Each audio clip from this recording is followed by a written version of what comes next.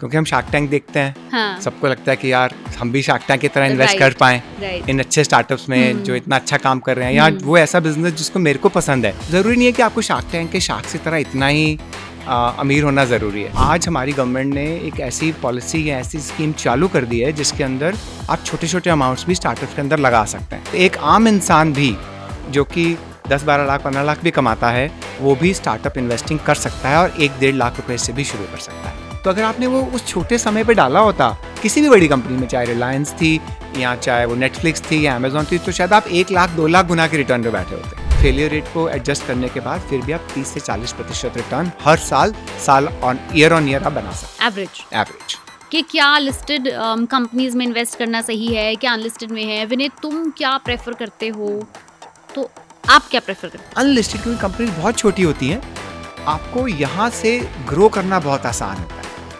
किसी भी 1000 करोड़ की कंपनी को 10,000 करोड़ लेके जाना हो ना, बहुत जान जाती है। लेकिन वही किसी कंपनी को जो 1 करोड़ की है उसको 10 करोड़ लेके जाना हो ना, बहुत आसान।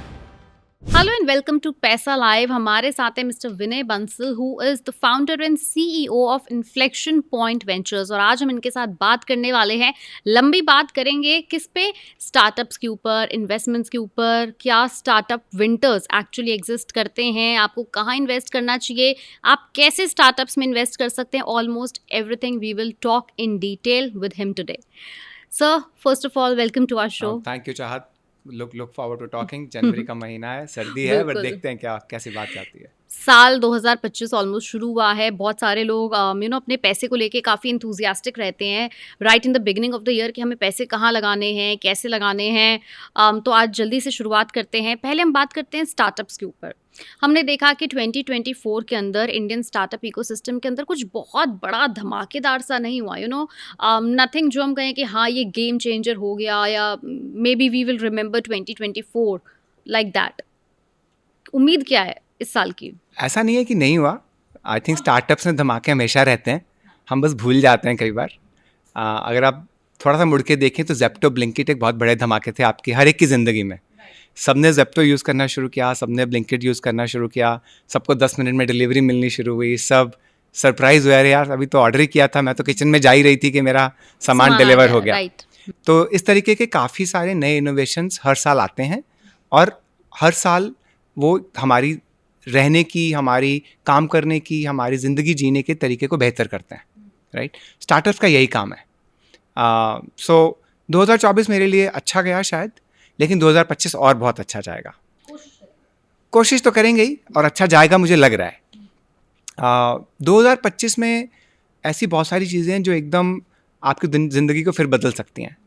आर्टिफिशियल इंटेलिजेंस के माध्यम से आपका व्हाट्सएप बदल जाएगा, आपका डॉक्टर से बात करने का तरीका बदल सकता है, आपका ड्राइविंग करने का तरीका बदल सकता है, आपका किसी और कंसल्टिंग में जाने का तरीका बदल सकता है। आर्टिफिशियल इंटेलिजेंस इतनी इंटेलिजेंट होती चली जा रही है कि आपको शायद आगे से मॉडल्स भी नहीं चाहिए होंगे मूवीज़ के अंदर, राइट। 2025 में गवर्नमेंट भी बहुत सारे इनिशिएटिव्स ले रही है। जैसे पिछले कुछ महीने पहले गवर्नमेंट ने tax rate investment in startups को कम करके 20 से 12.5% कर दिया। तो अब इन्वेस्टर्स भी ज़्यादातर स्टार्टअप की तरह इन्वेस्ट करना शुरू कर रहे हैं। तो वो 2025 में मुझे लगता है एक बहुत बड़ा एक और चेंज आएगा। आपने बताया कि जैसे टैक्स रेट्स में कट हुआ है, जो ऑफ कोर्स लोगों को पंपन करेंगे कि ओके फाइन, अब हम यहाँ भी पैसे लगा सकते हैं। बट एक बहुत जनरल सी क्वेरी है, लोग पूछते हैं कि स्टार्टअप्स में हम कैसे इन्वेस्ट करें। उनको ना ऐसा लगता है कि सिर्फ बड़े लोग बड़ा अमाउंट ही स्टार्टअप में इन्वेस्ट कर सकते हैं। तो दे डोंट इवन नो कि आप अपने 50-60 हज़ार रुपये से लेके लाख रुपए तक भी इन्वेस्ट कर सकते हो। Do you think it is actually possible and is it happening right now anywhere? बिल्कुल, क्योंकि हम शार्क टैंक देखते हैं। सबको लगता है कि यार हम भी शार्क टैंक की तरह इन्वेस्ट कर पाएँ इन अच्छे स्टार्टअप्स में जो इतना अच्छा काम कर रहे हैं, या वो ऐसा बिजनेस जिसको मेरे को पसंद है। शायद मैं भी अगर इस जॉब में नहीं होता तो शायद वो कर रहा होता, या कुछ ऐसा होना चाहिए। ज़रूरी नहीं है कि आपको शार्क टैंक के शार्क की तरह इतना ही अमीर होना ज़रूरी है। आज हमारी गवर्नमेंट ने एक ऐसी पॉलिसी या ऐसी स्कीम चालू कर दी है जिसके अंदर आप छोटे छोटे अमाउंट्स भी स्टार्टअप्स के अंदर लगा सकते हैं, जिसको कैटेगरी 1 एंजल फंड बोला जाता है। उसके अंदर आप 50,000, 1 लाख रुपए, 1.5 लाख रुपए, 2 लाख रुपए भी लगा सकते हैं, राइट। तो हाँ, बिल्कुल एक आम इंसान भी जो कि 10-12 लाख 15 लाख भी कमाता है, वो भी स्टार्टअप इन्वेस्टिंग कर सकता है और 1-1.5 लाख रुपए से भी शुरू कर सकता है। कैसे होती है ये, कहाँ होती है? अब जैसे मान लीजिए आप मल्टीपल नेटवर्क्स हैं या मल्टीपल प्लेटफॉर्म्स हैं जो भी आप यूज़ कर सकते हैं। जैसे हम एक प्लेटफॉर्म चलाते हैं इन्फ्लेक्शन पॉइंट वेंचर्स। अब आप अगर इन्फ्लेक्शन पॉइंट वेंचर्स की ऐप डाउनलोड करते हैं, उसके अंदर आप अपने आप को साइन अप करते हैं, अपना पैन नंबर और अपना सेल्फ KYC करते हैं, और उसके बाद आप चूज़ कर सकते हैं कि कौन कौन से स्टार्टअप्स अवेलेबल हैं आपको जहाँ पे आप 1 लाख रुपए भी इन्वेस्ट कर सकते हैं। And do I get to choose what startup I want to invest? बिल्कुल। मतलब फॉर एग्जाम्पल, जस्ट एग्जाम्पल, अगर मेरा इच्छा है कि चलो मुझे जेप्टो में इन्वेस्ट करना है, कैन आई डू दैट? सो हम स्टार्टअप्स को लिस्ट करते हैं जो अवेलेबल हैं आपको इन्वेस्ट करने के लिए। ओपन है। ओपन है। जैसे अभी थोड़ी देर पहले ब्लू स्मार्ट अवेलेबल था। Oh very nice. राइट, अब ब्लू स्मार्ट की टैक्सीज अब आप दिल्ली में यूज़ करते हैं, they are very valued, customers love it. फिर आप बैंगलोर में यूज़ करते हैं, अब दुबई में चालू हो गई हैं और अगले हफ्ते से बॉम्बे में चालू हो रही हैं। तो अगर आपको उसमें इन्वेस्ट करना है तो आप कर सकते थे हमारे प्लेटफॉर्म के थ्रू। इसी तरीके से हमारे प्लेटफॉर्म के थ्रू लोगों ने इन्वेस्ट किया मिल्क बास्केट में पहले, या OTP के अंदर, या स्टेज एक OTT प्लेटफॉर्म है उसके अंदर करा। राइट, या और भी बड़ी कंपनीज बन रही हैं जो आज जैसे हडल है जहाँ से आप खेल सकते हैं, उनकी जैसी कंपनीज में आप इन्वेस्ट कर सकते हैं। अभी रिसेंटली नोटो आइसक्रीम के अंदर लोगों ने बहुत इन्वेस्ट किया। तो आप प्लेटफॉर्म के थ्रू, इन तरीके के प्लेटफॉर्म्स के थ्रू इन कंपनीज के अंदर भी छोटे छोटे अमाउंट्स के साथ इन्वेस्ट कर सकते हैं। और अगर कोई इन्वेस्ट करता है तो उसका रिटर्न क्या है? मतलब not exact return but approx return. ठीक है, इसका रिटर्न का बहुत बड़ा दायरा है। आप यूँ समझें कि कोई भी बड़ी कंपनी कभी तो छोटी थी, कभी तो वो गैराज में शुरू हुई थी, आज लिस्टेड है, तो वो यूनिकॉर्न बना है, आज लिस्टेड है। राइट, तो अगर आपने वो उस छोटे समय पे डाला होता किसी भी बड़ी कंपनी में, चाहे रिलायंस थी या चाहे वो नेटफ्लिक्स थी या अमेजोन थी, तो शायद आप 1 लाख 2 लाख गुना के रिटर्न पे बैठे होते। राइट। लेकिन जनरली अगर आप अर्ली स्टेज में डालते हैं, फेलियर रेट को एडजस्ट करने के बाद फिर भी आप 30 से 40% रिटर्न हर साल ऑन ईयर आप बना सकते हैं, एवरेज। तो ऐसे बहुत सारे एग्जाम्पल्स होंगे जिसमें कुछ ऐसे एग्जाम्पल्स जिन्होंने इन्वेस्टर्स के पैसे को कई x तक बढ़ा दिया। हमारे यहाँ तो बहुत हुए। कोई एक आधा ऐसा एग्जाम्पल आपको बहुत सारे बता देता हूँ। जैसे हमने जब भारत पे में इन्वेस्ट किया था 2018 में, और 2021 में जब हमने पैसा वापस किया तो 80 गुना पैसा वापस हुआ था। जिसने 5 लाख भी लगाए थे उसको 4 करोड़ वापस हुए थे। पिछले साल हमने एक और स्टार्टअप में 40 गुना पैसा वापस किया नवंबर के अंदर। अभी हमारी एक स्टार्टअप ऐसी है जो जिसने अभी 10x या 20x तक के स्टार्टअप्स ने एग्जिट ऑफर करी है।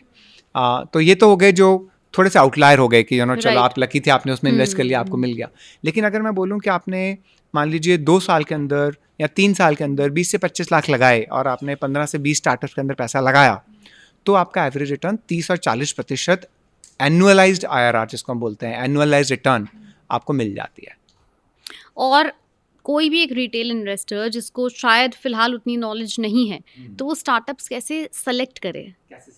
बिकॉज कई बार क्या होता है कि आप जैसे आपने नाम 2-4 नाम बताए कि ठीक है ब्लू स्मार्ट है, आपने बताया OTP है, ये सारे नाम थोड़े फेमिलियर हैं। हाँ जी। कुछ ऐसे स्टार्टअप्स होते हैं जिनके हमें फिलहाल नाम नहीं पता, but they are doing brilliant work, brilliant business. Correct. ऐसे को कैसे अनहिडन जो जेम होता है, हिडन जेम, हाँ जी, उसको कैसे आइडेंटिफाई किया जाए? पहली बात तो ये कि जो भी आज ये नाम जाने हुए हैं, ब्लू स्मार्ट हो गया, भारत पे हो गया, जब हमने इन्वेस्ट किया था कोई नहीं जानता था इनको, कोई भी नहीं जानता था। तो उस वक्त भी हम इनको हिडन जेम्स, जैसे आपने बोला, उन्हीं को हम आइडेंटिफाई कर रहे थे। राइट, अब हिडन जेम्स को आइडेंटिफाई करने के 3 बड़े तरीके होते हैं। एक, अगर आपकी ज़िंदगी में कोई बहुत बड़ी प्रॉब्लम है और लगता है कि कोई वो सॉल्व कर रहा है और वो जाना हुआ स्टार्टअप नहीं है अभी, तो वो एक हिडन जेम है। राइट, जैसे एग्जाम्पल, जैसे आप मान लो जोमेटो ने आपका खाना आपके घर पे लाके दे दिया। राइट, आज से 10 साल पहले आप खाना घर पे नहीं मंगा सकते थे। एक डोमिनोज होता था जो 30 मिनट के अंदर आपको खाना घर पे दे देता था, वो भी टियर 1 सिटीज में बहुत कम। बिल्कुल राइट। लेकिन हमारी नीड खाने की तो 3 समय है। अब तो हम चाय भी पी लेते हैं बीच में, राइट, 5 समय हो गई। और नीड ही ऐसी होती है कि अगर आपको 2, 4, 5, 10 मिनट मिल जाए तो आप बोलते हो वाह, ऐसा मिल जाए तो बहुत ही बढ़िया। हम तो रेस्टोरेंट में भी जाके बैठते हैं, यार 5 मिनट में खाना आ जाए तो भूख लग रही है। Delivery at doorstep. तो जैसे जोमेटो ने आपके इतनी बड़ी प्रॉब्लम सॉल्व करी, इतनी बड़ी पॉपुलेशन है हमारी, वो हर 5 समय खाती है और उसको 5-10 मिनट में अगर खाना मिलता है तो बहुत बड़ी प्रॉब्लम हो गई। अभी 10 साल पहले प्रॉब्लम थी लेकिन सोल्यूशन नहीं था। आज स्विगी जोमेटो ने सोल्यूशन दे दिया। राइट, तो इस तरीके की कितनी प्रॉब्लम्स हैं, अगर हमें लगता है कि है जो सॉल्व हो रही है, मजा आ तो वो आपका हिडन जेम है। वो आपका हिडन जेम है जो वो सॉल्व कर पा रहा है। अब जैसे आज की डेट में प्रॉब्लम्स क्या क्या हैं, बहुत सारी प्रॉब्लम्स। अगर मैं गिनाने बैठूँ तो 15-20 गिना बैठूंगा। अब जैसे मान लो आपने ओला मंगाई, क्या करता है वो कैंसिल कर देता है। अब ओला और Uber cancellation is a big problem. तो उसमें ब्लू स्मार्ट आता है जो कहता है हम कभी भी आपकी राइड कैंसिल ही नहीं करेंगे। बट अभी फिलहाल वो हर जगह जाने के लिए अवेलेबल नहीं है, मतलब उनका भी, हाँ, अभी वो प्रॉब्लम सॉल्व कर रहा है। पूरी प्रॉब्लम नहीं सॉल्व हुई, लेकिन अब आपको दिख रहा है कि इसने प्रॉब्लम सॉल्व करनी शुरू कर दी है, अब तो आपका धीरे-धीरे grow हिडन जेम करेगा। मिल गया आपको। आज से 7-8 साल पहले जब मिल्क बास्केट आया था, तो वो सुबह सुबह रात के 12 बजे ऑर्डर लेता था, सुबह 6 बजे आपके घर पे खाना आ Doorstep, जाता हाँ, था। तो रात को जब आप थके हारे घर पहुंचे हैं, ऑर्डर कर दिया। आप भी और आपके हस्बैंड भी, हम्म, सवाल होता था कल क्या खाओगे। अब रात को 12 बजे तो कुछ नहीं ऑर्डर हो सकता। मिल्क बास्केट ने बोला आप रात को 12 बजे ऑर्डर करो, मैं 6 बजे आपकी सारी ग्रॉसरी सुबह घर पे पहुंचा दूंगा, आप अपना ब्रेकफास्ट बनाएं, बच्चों को स्कूल भेजें और पूरे दिन का लंच भी बना के साथ ले जाएं। तो एक प्रॉब्लम बड़ी सॉल्व हो गई एक बड़े देश की। अब उसी तरीके से हमारी और बहुत सारी प्रॉब्लम्स हैं, कोई ऐसी प्रॉब्लम जो अभी एग्जिस्ट करती है और शायद सॉल्व नहीं हो पा रही है? बहुत सारी हैं चाहत, जैसे? जैसे आपकी दिल्ली की पॉल्यूशन। ये तो मतलब इस पर तो सरकार ही इतने टाइम से कोशिश कर रही है। पर बहुत बड़ी प्रॉब्लम है, बहुत ज्यादा बड़ी प्रॉब्लम राइट? है दिल्ली में आई यार। थिंक ये प्रॉब्लम शीला दीक्षित ने भी एक हद तक सॉल्व करी थी आज से 15-20 साल पहले। उन्होंने सारी गाड़ियाँ सीएनजी कर दी, बसेस सीएनजी कर दी, काफ़ी इंडस्ट्री यहाँ से मूव हुई, बहुत कुछ हुआ। अब शायद हम आज भूल गए होंगे। अब ईवीज भी आ रही हैं। अब आपकी ईवीज आ गए हैं, ब्लू स्मार्ट एक उसी तरीके से सॉल्व कर रहा है। Right. यहाँ 2 व्हीलर इलेक्ट्रिक व्हीकल्स बहुत आ रहे हैं, गवर्नमेंट ने बहुत सारी सब्सिडी भी दी है। 2 व्हीलर, 3 व्हीलर, रिक्शा, बस, ऑलमोस्ट एवरीथिंग। अगले 3 साल में 20% of 2 wheelers will be electric vehicles, right? अब इलेक्ट्रिक व्हीकल में जो बना रहा है, क्या आपके वहाँ इन्वेस्टमेंट है? क्या इलेक्ट्रिक व्हीकल की जो बैटरी बना रहा है उसमें आपकी इन्वेस्टमेंट है? नहीं है, तो आप वो हिडन जेम मिस कर रहे हैं, राइट? सो इस तरीके की आप बहुत सारी और प्रॉब्लम उठा सकते हैं। सेक्टर, हेल्थ केयर में बहुत सारी प्रॉब्लम्स हैं। फिर चाहत आज अगर कोई कैंसर की दवाई देता है डॉक्टर, तो उसको टेस्ट करना पड़ता है आपके ऊपर कि आपके ऊपर ये दवाई चलेगी कि नहीं चलेगी, या Right. साइड इफेक्ट करेगी कि नहीं करेगी। राइट। और ये बहुत ही लाइफ डेथ सिचुएशन हो जाती है, Right. राइट? अगर वो रिएक्शन करती है दवाई तो। हम्म। लेकिन आज ऐसे स्टार्टअप्स आ रहे हैं जो आपकी एथनिक हिस्ट्री, आपकी प्रीवियस हिस्ट्री और आपके पॉपुलेशन को देखते हुए आपको आर्टिफिशियल इंटेलिजेंस के थ्रू बता सकते हैं कि आपके लिए दवाई चलने के कितने ज़्यादा चांसेस हैं, कितने नहीं हैं, जो डॉक्टर आज की डेट में खुद नहीं बता सकता है। आजकल हमारी मेडिकल साइंस इतनी आगे चली जाएगी एआई के साथ कि अगर आपने मान लीजिए अपनी ब्लड रिपोर्ट भी सिस्टम पे डाली, तो आपको बता देगा कि आपका डायग्नोसिस किधर जा रहा है, और डॉक्टर को वही चीज़ करने में शायद 2 घंटे लग जाएंगे। और प्रॉबेबली ये पता चल जाए कि आपकी बॉडी में किस चीज़ की डेफिशिएंसी है, बिकॉज इंडियन जो बॉडी है उसमें 2-3 चीज़ों की तो डेफिशिएंसी ऑलमोस्ट हर इंडियन शायद का। 20-30 विटामिन शायद डी 20-30 है, B12, मतलब ऑलमोस्ट सबके अंदर ही बिलो एवरेज। बिल्कुल बहुत बिल्कुल। कम हम एक प्रोटीन डेफिशिएंट कंट्री हैं, आयरन हम एक आल्सो। आयरन डेफिशिएंट कंट्री हैं, हम एक कैल्शियम डेफिशिएंट कंट्री हैं। तो कितने भी आप नाम ले लीजिए, वो तो सो आपको बेसिकली मिल ही हेल्थ जाता केयर है। Sector is also a sector जहाँ पे बहुत ह्यूज सारी अपॉर्चुनिटी, ह्यूज ह्यूज अपॉर्चुनिटी। आज आपके एक रेटिना स्कैन से कंप्यूटर बता सकता है कि आप डायबिटिक हैं कि नहीं है, राइट? आज आपके रेटिना स्कैन से कितनी सारी और पॉसिबिलिटीज़ खुल जाती हैं। आज आपके एक सिंपल सलाइवा के ड्रॉप से आप अपना पूरा जेनेटिक जीनोम बना सकते हैं और उसको टेस्ट कर सकते हैं उसके, और आपकी जेनेटिक कौन सी बीमारियां जो आपको हो सकती हैं वो भी आपको बता सकता है एक जेनेटिक टेस्ट, राइट? तो इस तरीके से ऐसी बहुत सारी प्रॉब्लम्स हैं जो टेक्नोलॉजी और स्टार्टअप्स सॉल्व कर रहे हैं और करते चले जाएंगे। हेल्थ में अगर आप सिंपल भी लें, हमें लगता है हेल्थ सिर्फ हेल्थ केयर है, डॉक्टर हुआ, दवाई हुई, एट्सेट्रा। नहीं, इतना नहीं है। हेल्थ केयर के अंदर मेरे लिए आपकी स्पोर्ट्स भी आती है, मेरे लिए हेल्थ केयर आपकी मेंटल हेल्थ भी आती है, स्लीप भी आती है, उसके अंदर स्लीप भी आती है, न्यूट्रिशन भी आती है, राइट?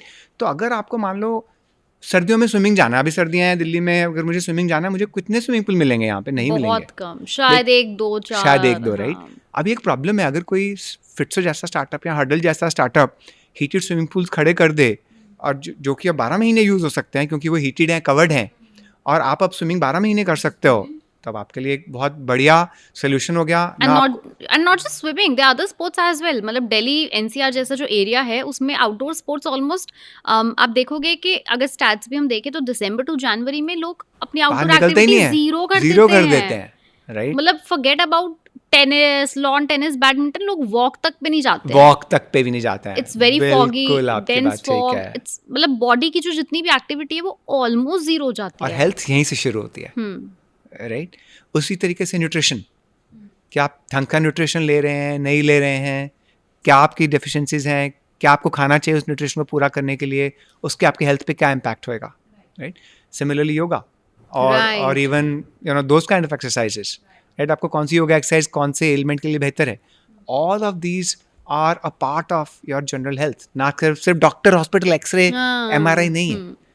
सो ये हमने एक प्रॉब्लम जैसे आइडेंटिफाई की एंड अच्छा अब हमने मान लीजिए कि अगर किसी एक रिटेल इन्वेस्टर ने अपने पैसे इन्वेस्ट किए भी बट आजकल investors they are also very excited and attracted to stock markets तो वो सबको हर चीज़ को ना स्टॉक मार्केट से कंपेयर करते हैं कि अगर इधर पैसा लगाया तो उतना आ रहा है उधर शायद बहुत सारे तो मिलेनियल्स ऐसे हैं जिन्हें उतनी इन डेप्थ इन्फॉर्मेशन भी नहीं है नॉलेज भी नहीं but it has become so I would say fancy on social media everywhere that everybody wants to be a trader. This is a new trend maybe.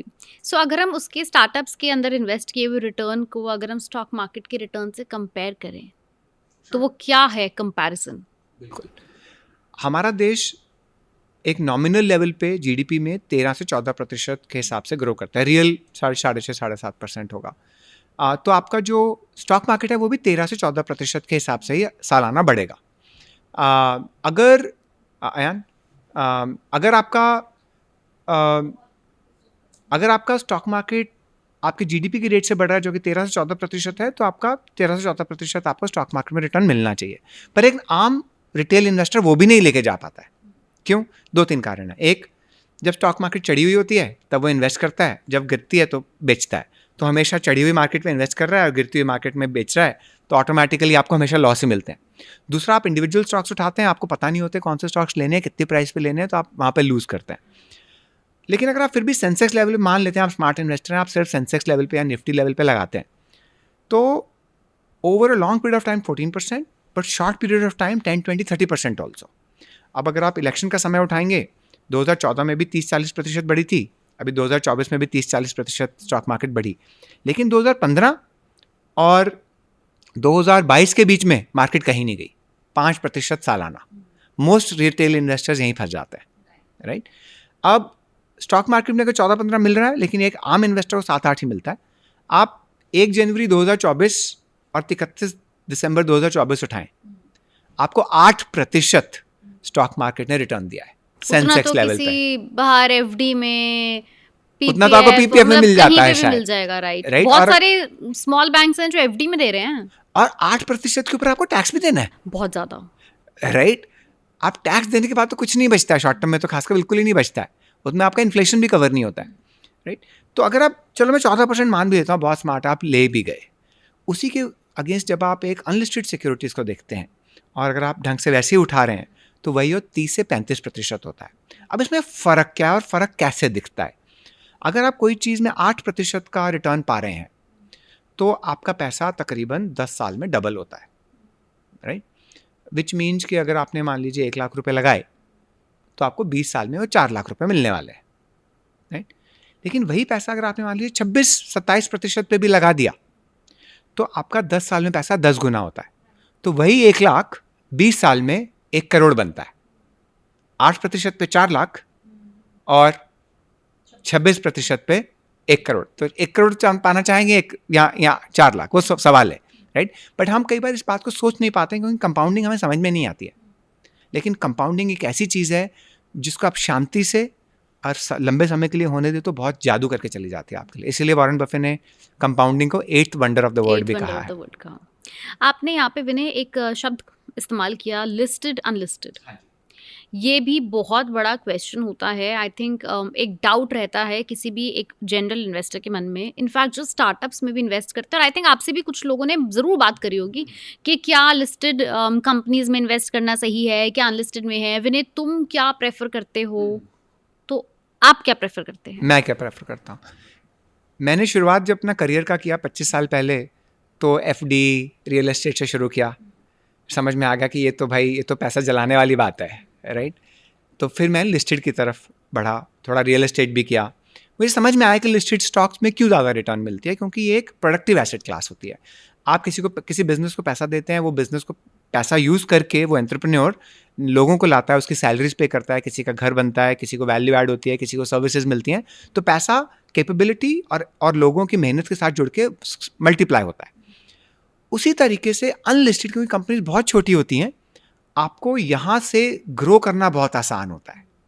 किसी भी 1000 करोड़ की कंपनी को 10,000 करोड़ लेके जाना होना बहुत जान जाती है, लेकिन वही किसी कंपनी को जो 1 करोड़ की है उसको 10 करोड़ लेके जाना होना बहुत आसान है। तो इसीलिए अनलिस्टेड कंपनीज हमेशा आपको बेहतर रिटर्न देके जाएंगी दैन लिस्टेड कंपनीज।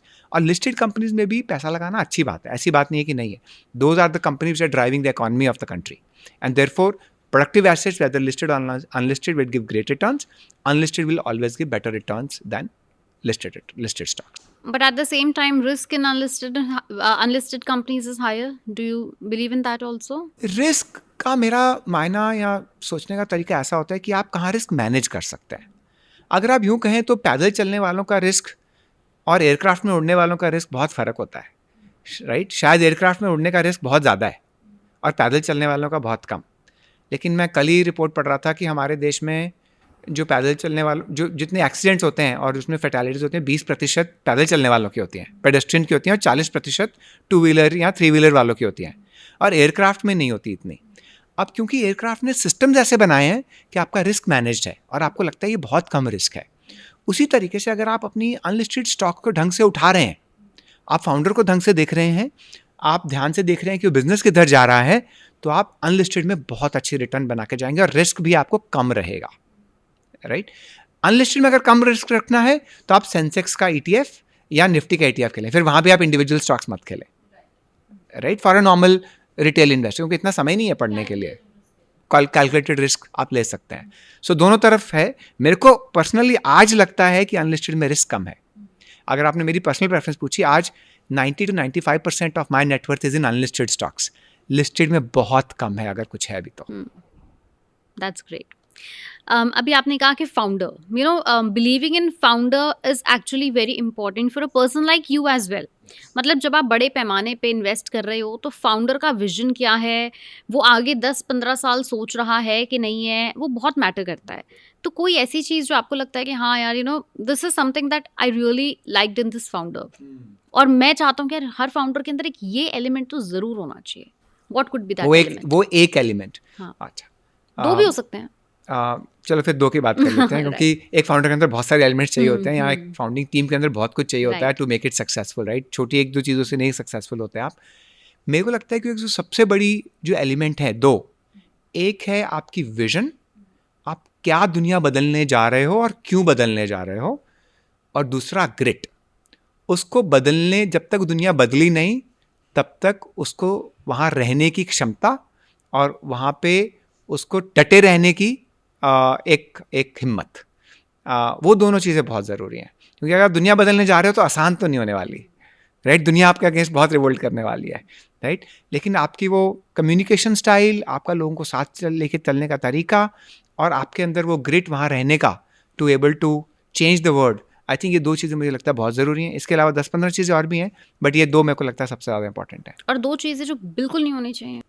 दो चीज़ें बिल्कुल नहीं होनी चाहिए। एक, ईगो, या यूँ समझिए कि मेरे को सब कुछ पता है। आप जितने भी स्मार्ट हों, आपके आसपास के लोग आपको कुछ सिखा के ही जाएंगे। तो कभी ये नहीं होना चाहिए कि मैंने जो सीखना था सीख लिया, इसके आगे और सीखने को नहीं है, राइट? दूसरा, लोगों को साथ लेके चलना ज़रूरी है, चाहे वो आपके एम्प्लॉयज़ हैं, चाहे वो आपके स्टेक होल्डर्स हैं, चाहे वो आपके इन्वेस्टर्स हैं, चाहे वो आपकी गवर्नमेंट है, चाहे वो आपका बोर्ड है, चाहे वो आपका रेगुलेटर है, चाहे वो आपके वेंडर्स हैं। तो आप में वो क्षमता होनी चाहिए कि आप इन सब तरीके के स्टेक होल्डर्स को साथ में लेके चल पाएँ। तो ये दो चीज़ें हैं जो आप देखते हैं एक फाउंडर में कि ये दो क्वालिटीज़ होनी चाहिए, और ये दो क्वालिटीज़ बिल्कुल भी नहीं होनी चाहिए। कोई, मतलब आप तो इतने टाइम से इस बिज़नेस में हैं, इस सेक्टर में हैं, आपने बहुत सारी बड़ी कंपनीज़ में इन्वेस्ट भी किया है।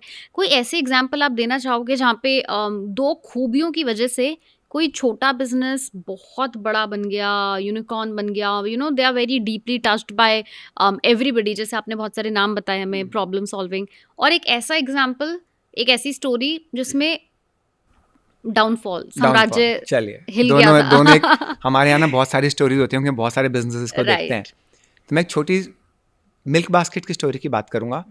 दिल्ली और गुड़गांव में सर्व करते हैं ये। जिस दिन ये शुरू हुआ, मुझे लगा कि इसमें कुछ दम है। फिर मैंने फाउंडर से मिला मैं, और उन दिनों शायद वो 10 लाख रुपए महीने की सेल करते थे, और सुबह रोज़ डिलीवर करने जाते थे घर में। खुद जाते थे? खुद जाते थे। ओह, दैट्स वेरी नाइस। Right. कितने साल पहले की बात है ये? ये तकरीबन आज से 10-11 साल पहले की बात है। तो मैंने उससे पूछा कि आप ये क्या करने जा रहे हो, क्यों करने जा रहे हो? उसने बोला कि मेरी वाइफ को ना बड़ा मुश्किल होती है, सुबह दूध ऑर्डर करना है, बच्चों के लिए खाना बनाना है, लेके जाना है, लेकिन मेरे को भी तकलीफ होती है क्योंकि मेरे को लेने जाना पड़ता है दूध। तो अब ना मैं सोच रहा हूँ सब बीवियों की और सब पतियों की प्रॉब्लम ही सॉल्व कर दूँ। लेकिन उसके अंदर एक खूबी थी कि वो कस्टमर को बहुत अच्छे से समझता था, कस्टमर की पेन पॉइंट को समझता था, अपने पेन पॉइंट से रिलेट करता था और फिर काम करता था। तो कितनी बार ऐसे हुआ कि जब वो सोसाइटी में दूध देने जा रहा है तो सोसाइटी वालों ने रोक लिया, गार्ड ने रोक दिया, या उसके दूध की जो ओरिजिनल दूध उसको देने जाते थे उनसे लड़ाई हो गई, या उसके बाद क्या हो जाता था कि आपने दूध का पैकेट तो रख दिया घर के बाहर लेकिन कोई और उठा के ले गया क्योंकि उसको ये बताना था कि इनकी सर्विस अच्छी नहीं है, तो कोई और चोरी करके ले गया। तो उसने उन सबको सहा, फिर भी कस्टमर को एक बहुत अच्छी जर्नी दी, राइट।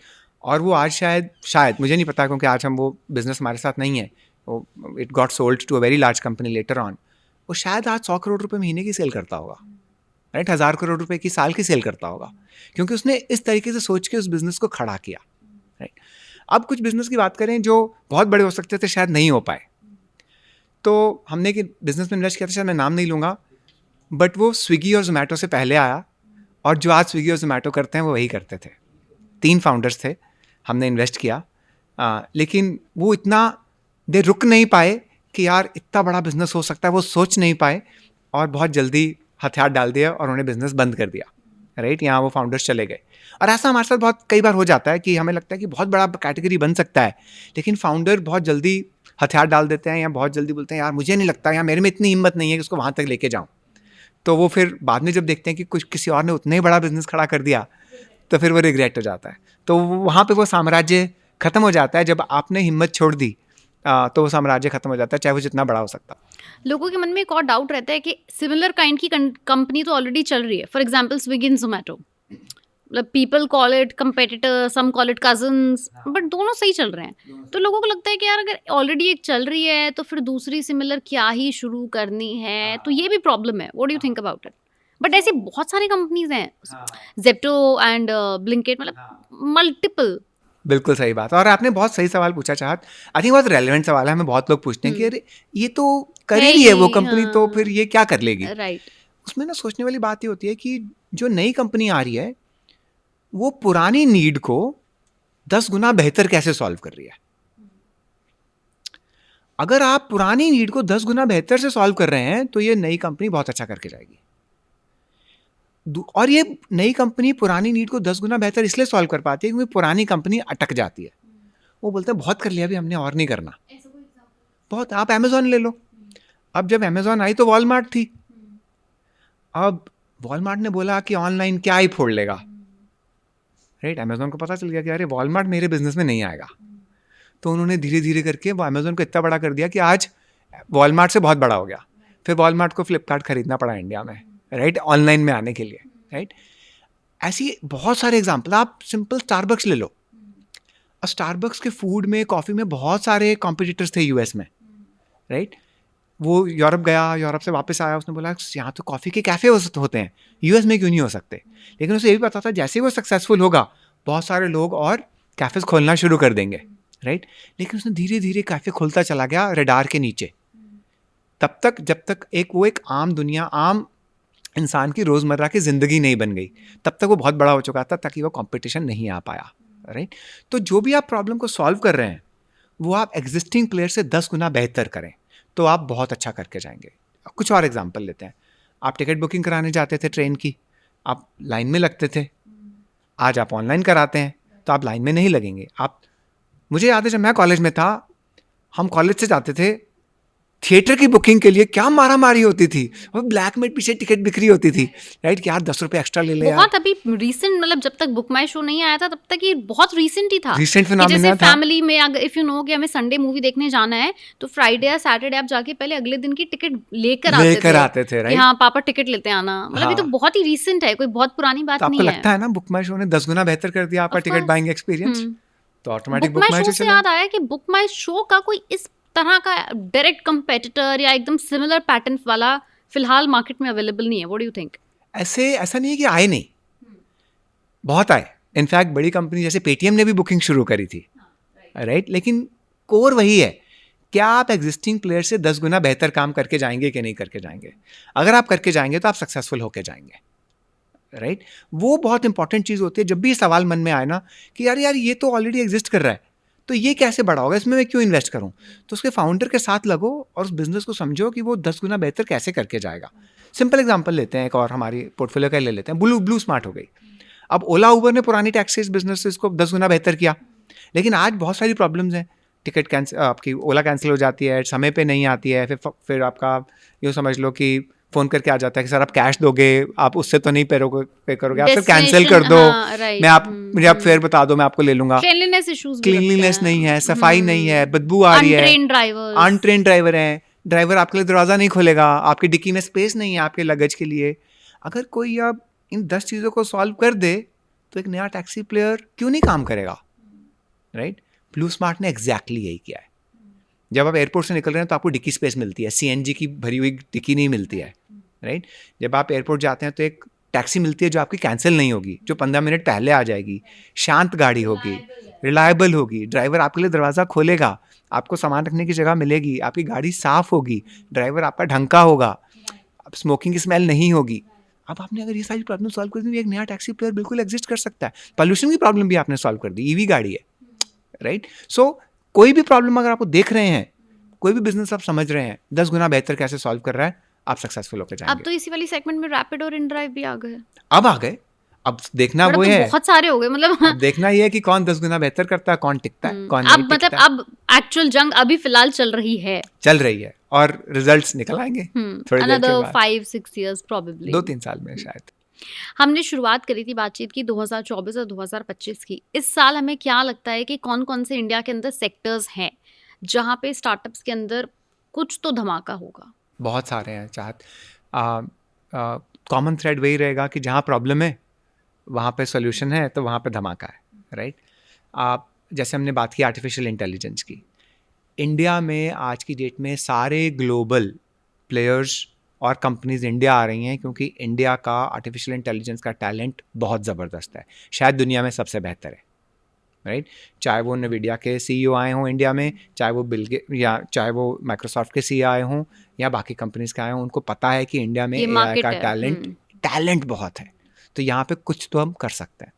सिमिलरली ड्रोन्स में गवर्नमेंट ने बहुत सारी पॉलिसीज चेंज करी हैं ड्रोन्स को मेन स्ट्रीम करने के लिए, चाहे वो आपकी डिलीवरी हो खाने की, चाहे वो आपकी मेडिसिन की डिलीवरी हो, या फिर आपके हार्ट की डिलीवरी हो सर्जन तक लेके जाने के लिए इस ट्रैफिक के दौरान, या पहाड़ी इलाके में ड्रोन्स में वो मेडिसिन पहुंचाना जो पहुंच ही नहीं सकती, या हमारे जवानों को वो चीज़ें पहुंचाना जो नॉर्मल रास्तों से नहीं पहुंच सकती। Security surveillance, right? ड्रोन्स एक बहुत बड़ा एरिया निकल के आ रहा है, स्पेस बहुत बड़ा एरिया निकल के आ रहा है, जो इसरो के साथ हमने देखा, जो बहुत अच्छा काम किया इसरो ने, लेकिन अब वो प्राइवेटाइजेशन कर रहे हैं, वो नए कंपनीज को, नए टैलेंट को एक अपॉर्चुनिटी दे रहे हैं। जैसे SpaceX US में हुई, जिसने पूरा नासा को पूरा एक अलग तरीके से काम करना सिखाया, उसी तरीके से हमारे यहाँ इंडिया में स्पेस में बहुत काम हो रहा है और बहुत काम होगा। हेल्थ केयर में हमने मतलब कोविड में भी दिखा दिया कि वैक्सीन हम बना सकते हैं, राइट? उसी तरीके से आपको इन 4-5 एरियाज में आपको बहुत काम दिखेगा इस साल होता हुआ इंडिया में। एक बड़ी चीज़ और जो होगी वो ये होगी, और शायद इस साल नहीं हो तो शायद अगले साल हो जाए, इंडिया बहुत बेहतर जी रहा है, बहुत बेहतर खा रहा है, बहुत बेहतर अपना ख्याल रख रहा है, बहुत बेहतर कमा रहा है और कमाता रहेगा अगले 5-10 साल, बेहतर होता रहेगा। तो जो ज़िंदगी हम जी रहे हैं, हमारे बच्चे शायद 10 गुना बेहतर ज़िंदगी जिएंगे, लेकिन आपको कंज्यूमरिज्म दिखेगी अगले 2-3 साल में। जो ज़ेप्टो ब्लिंकिट ने दिखाया कि अब आप 10 मिनट के लिए पे करने को तैयार हैं, उसी तरीके से आप बहुत सारी लग्जरी सर्विसेज और बहुत सारी बेहतर सर्विसेज के लिए पे करने को इंडिया तैयार हो रहा है। तो ये एक बहुत बड़ा चेंज आपको दिखेगा। नए ब्रांड्स, नए क्लोथ्स, नई गाड़ियाँ, नया खाना पीना, नए रेस्टोरेंट्स, नए airports, everything, almost everything new, सब कुछ दिखेगा ये। आपने कहा कि बहुत अच्छा कमा रहा है, इससे मुझे एक और चीज़ मेरे वापस जहन में आई कि बहुत सारे फिनटेक स्टार्टअप्स भी आ रहे हैं घर बैठे। जैसे अभी आपने बताया कि आपकी ऐप पे किस तरह आप स्टार्टअप्स में इन्वेस्ट कर सकते हैं। आप कहीं भी मेट्रो के अंदर हम लोगों को देखते हैं वो ट्रेड कर रहे हैं, गोल्ड के अंदर इन्वेस्ट कर रहे हैं, पेटीएम पे गोल्ड खरीद रहे हैं, क्रिप्टो के अंदर इन्वेस्ट कर रहे हैं। मतलब this is also very new normal. मतलब Tier 3 सिटी के अंदर वो बस ड्राइवर बस भी चला रहा है और उल्टे हाथ में उसका फोन भी लगा हुआ है, वो वहाँ चार्ट भी देख रहा है। रिस्की भी है बट हाँ हर जगह ऑलमोस्ट एवरीवेयर यू सी कि लोग अपने काम के साथ साथ अपने पैसे को इन्वेस्ट करते भी कर रहे हैं। क्यों? क्योंकि इतने सारे ऑप्शंस आ गए। बिल्कुल आपकी तो बात डू यू ठीक है। थिंक इस स्पेस के अंदर भी बहुत सारे स्टार्टअप्स ऑलरेडी एग्जिस्ट कर रहे हैं और क्या हो सकता है? बहुत सारे नए आए हैं, अगर आप देखोगे ज़ीरोडा आया, ग्रो आया, many more are coming, right. अब 5 मिनट में लोन, कुछ हाँ, नहीं करना, आधार अपलोड करो, 10 लाख का लोन अकाउंट बिल्कुल में। बिल्कुल बिल्कुल। मतलब इससे ज़्यादा आसान क्या हो सकता है? पहले हम लोगों के पेरेंट्स को मतलब महीनों चक्कर लगाने पड़ते थे शायद एक लोन लेने के लिए। बड़ी-बड़ी फाइल के पेपर वर्क होते थे। अब 5 मिनट में आधार डाउनलोड करा, पैन अपलोड किया and you get a loan. आप यूँ समझो, आपने बोला ना कि 2024 में और क्या क्या बदला इन चीज़ों में। आज की डेट में इंडिया में हम इतनी यूपीआई ट्रांजैक्शन करते हैं एक दिन में, जो मास्टर कार्ड पूरी दुनिया भर में नहीं करता है। एग्जैक्टली। Right? सबसे बड़ा गेम चेंजर तो हमने यही सबसे यूपीआई बड़ा कर दिया। गेम चेंजर तो ये है। इसके अलावा और बहुत कुछ किया है अब जो हमें शायद याद नहीं आता है, क्योंकि अच्छी चीज़ें याद नहीं रहती, थोड़ी जो खराब चीज़ें होती हैं, धमाके होते हैं, याद रह जाते हैं। नहीं, trust me, ease of living India में जिस तरह का है वो इफ़ यू गो अब्रॉड आपको नहीं मिलेगा। हम कितनी कंट्रीज में ट्रैवल करते हैं, यहाँ से टिकट खरीदो, वहाँ से टिकट खरीदो। यहाँ पे क्या है, अपना पेटीएम खोला, उससे मेट्रो कार्ड भी चार्ज हो रहा है, उससे ये भी हो रहा है, वो भी हो रहा है। मतलब एवरीथिंग यू गेट ऑन 1 और 2 ऐप्स। 2 अगर आपके पास आपके फ़ोन में ऐप्स हैं। पहले के टाइम में क्या होता था, used to carry wallet everywhere. मैं आज के डेट में ना- वॉलेट नहीं कैरी करता नो, हूँ। बहुत कम लोग वॉलेट कैरी करते हैं। वो हैसल वॉलेट कहाँ रह गया? हैसल खत्म हो चुकी है। आप बिना वॉलेट के 24 के 48 घंटे या किसी भी टियर 1 सिटी जो प्रॉपर्ली यूपीआई इस्तेमाल कर रहा है, यू कैन डू व्हाटएवर। आप एयरपोर्ट के बाहर खड़े होकर अपने फोन से टिकट बुक कर लो, फ्लाइट, एवरीथिंग। अंदर जाके आप एयरपोर्ट पे कपड़े खरीद लो, व्हाटएवर यू फील लाइक।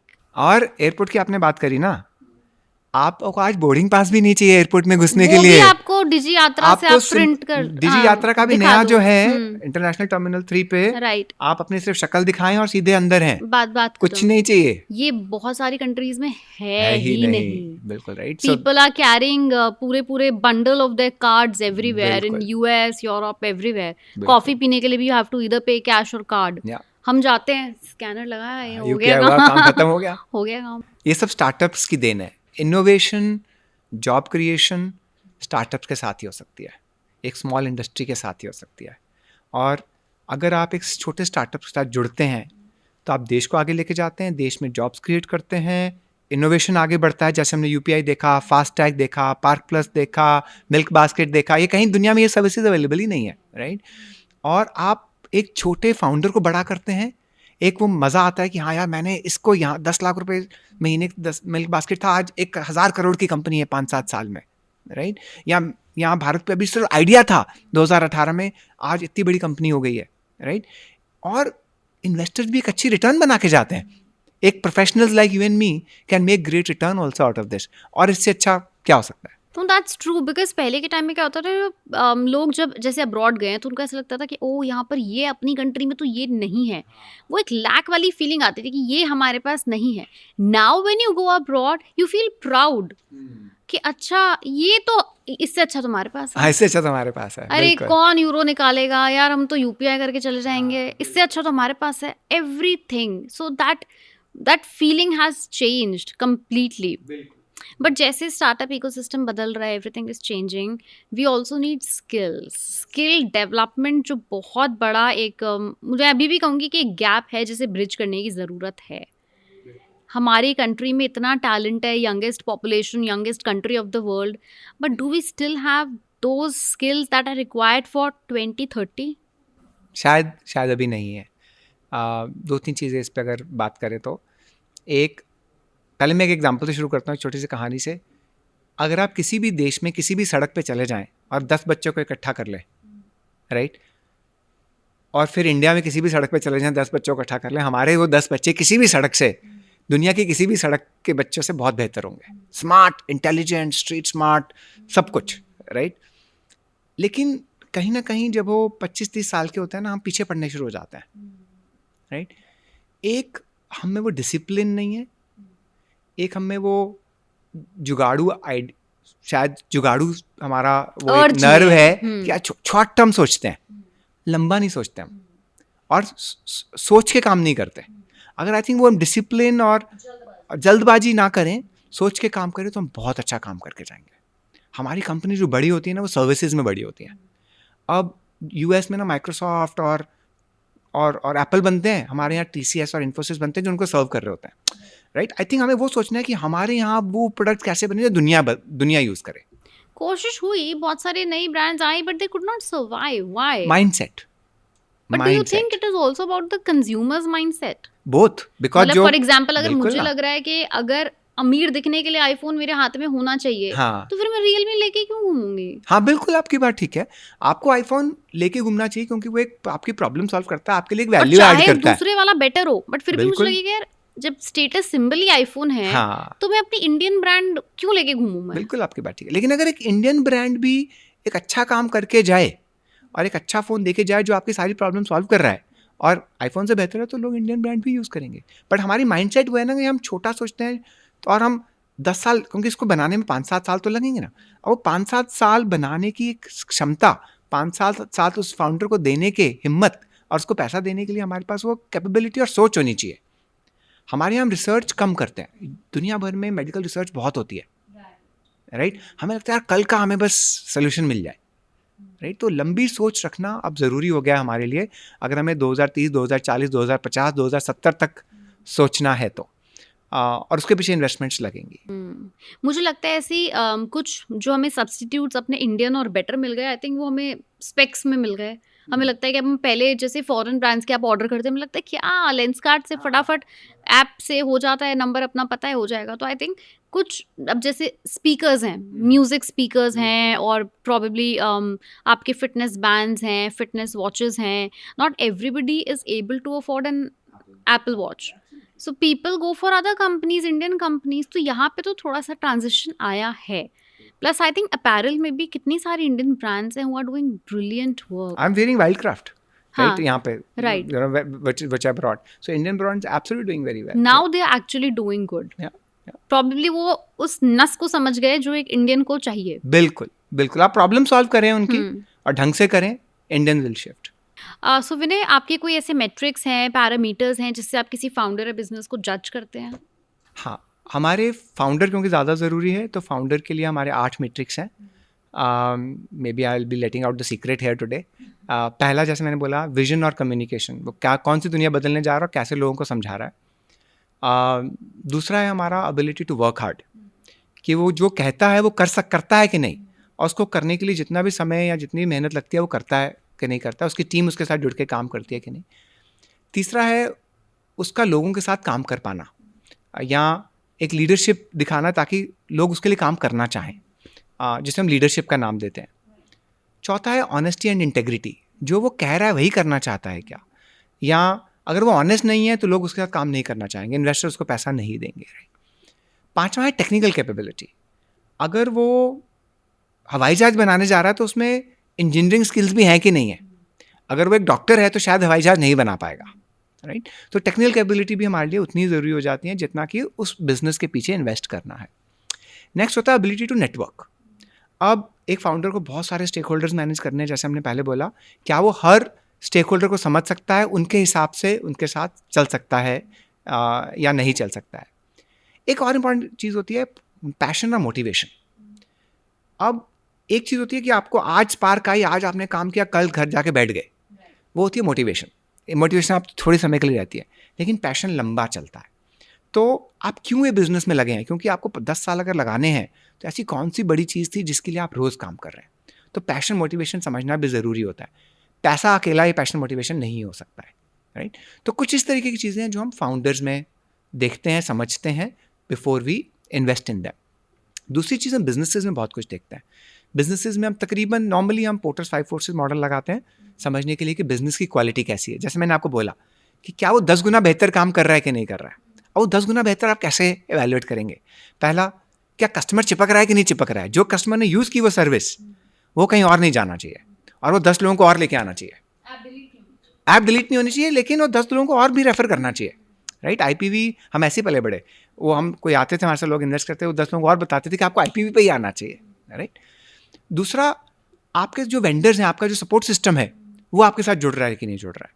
क्या आप उनके साथ ढंग से काम कर पाते हैं कि नहीं? जैसे मान लीजिए आपको एक टॉफ़ी बनानी है, टॉफ़ी बनाने के लिए शुगर चाहिए, अब वो शुगर अवेलेबल है कि नहीं ढंग की प्राइस पे कि नहीं, या केचप बनानी है तो टमाटर चाहिए, अब टमाटर एक ढंग की प्राइस पे अवेलेबल है तो आप केचप का बिजनेस कर सकते हैं, राइट. तो ये दूसरा होता है कि आपका इन्फ्लुएंस ऑन सप्लायर क्या है. पहला था इन्फ्लुएंस ऑन कस्टमर, दूसरा आपका इन्फ्लुएंस ऑन सप्लायर क्या है, तीसरा मार्केट में कंपटीशन कितना है. अगर आप भी केचप बनाने जा रहे हो, टमाटर भी अवेलेबल है, लेकिन अगर किसान और 10 लोग और कंपनी वैसे केचप बना रही हैं, तो व्हाट्स द पॉइंट, राइट. तो वो एक इंपॉर्टेंट फैक्टर हो जाता है कि आपको इस मार्केट में उतरना चाहिए कि नहीं उतरना चाहिए. ठीक है. चौथा, नए कंपटीशन क्या आ सकता है, सब्स्टिट्यूट्स क्या आ सकते हैं, मार्केट किधर जा रही है. आप अभी भी अपना पुराना कैमरा अपग्रेड करते जा रहे हो, और यहाँ पे तो डिजिटल कैमराज आ चुके हैं. आप रील वाले कैमरे को जितना मर्जी इंप्रूव कर लो, डिजिटल कैमरा उसे बीट कर ही देगा, राइट. आप ट्रेन पे जा रहे हो, एयरक्राफ्ट उसे बीट कर ही देगा. तो क्या आप नई टेक्नोलॉजीज कितनी ऑब्सोलीट हो रही हैं आपकी टेक्नोलॉजी, वो समझना बहुत ज़रूरी है, राइट. एक और इम्पॉर्टेंट फैक्टर जाता है लीगल रिस्क्स और रेगुलेटरी रिस्क्स. आप जो काम करने जा रहे हो वहाँ लीगल रेगुलेशन का तो इम्पैक्ट नहीं है कहीं. अगर वो है तो शायद आप पूरी तरीके से काम नहीं कर पाओगे, और अगर लीगल रेगुलेशन आपको सपोर्ट कर रहा है तो आप अच्छा बिजनेस बना के जाओगे. तो बिजनेस में हम ऐसे देखते हैं, फाउंडर को ऐसे देखते हैं, और ये दोनों चीज़ें अगर चलती हैं अच्छी तो फिर हम इन्वेस्ट करते हैं. कोई ऐसा प्रॉबेबली कोई इस तरह का incident when you actually invested and बहुत सारे आउट ऑफ 10 7 पैरामीटर्स एकदम क्लिक क्लिक क्लिक क्लिक थे, but it turned out to be something else. It summed out to be a dud, right. हमने एक कंपनी में इन्वेस्ट करा था 2018 या 19 में करा होगा. वो एक डांस का स्टार्टअप था, बहुत अच्छा फाउंडर था टेक्निकली, एंड वो अगर आप योगा कर रहे हो तो आपको बता देता था कि आपका योगा में ना आपका हाथ ऊपर करना है, आपको हाथ नीचे करना है, आपका पोस्चर ठीक नहीं है, एट्सेट्रा. पूरा स्कोर दे देता था. और अगर आप डांस कर रहे हो किसी सेलिब्रिटी के साथ, तो आपको सिखा देता था इस सेलिब्रिटी के साथ डांस कैसे कर सकते हो आप घर बैठे बैठे बिना किसी चीज़ के. और हमने फंडिंग भी करी.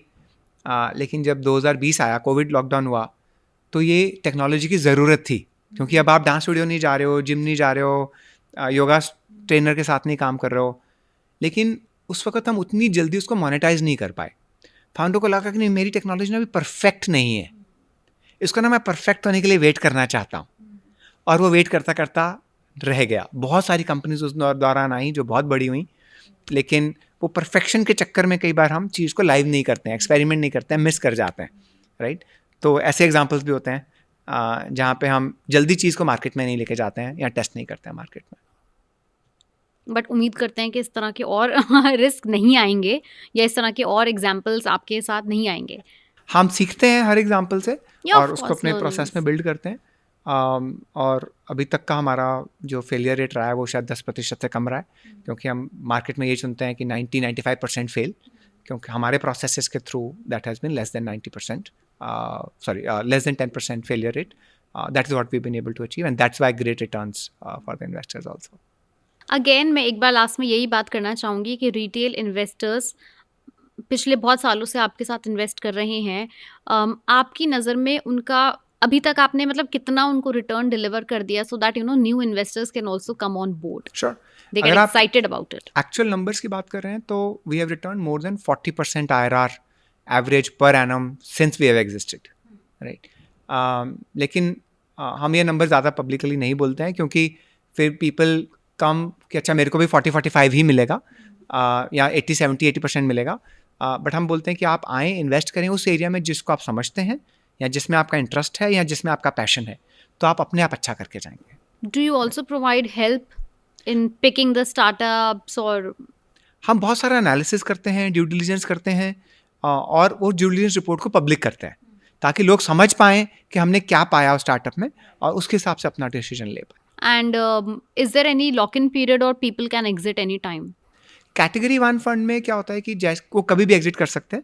अगर कोई बायर है तो they can sell it to a buyer and they can move on. It works like that. पर फिर भी इतनी लिक्विडिटी नहीं होती है जितनी कि आपकी पब्लिक मार्केट्स में होती है.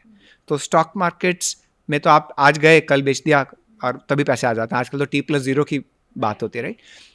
स्टार्टअप्स के अंदर आपको समय ज़्यादा लगता है, क्योंकि रेगुलेटरी रिक्वायरमेंट्स भी हैं और लिक्विडिटी भी कम होती है.